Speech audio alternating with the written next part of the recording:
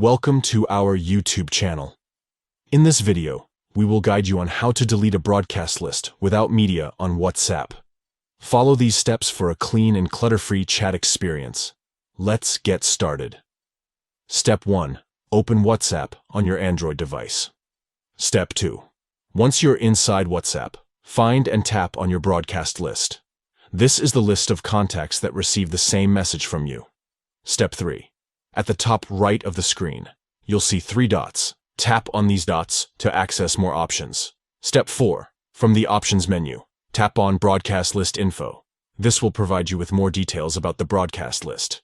Step 5. Within the Broadcast List Info, locate and tap on Delete Broadcast List. This will initiate the deletion process.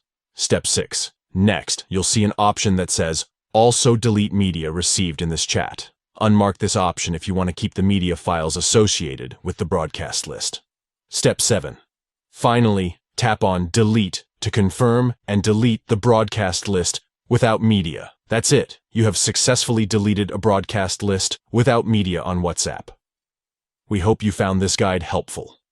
If you have any questions or need further assistance, please leave a comment below.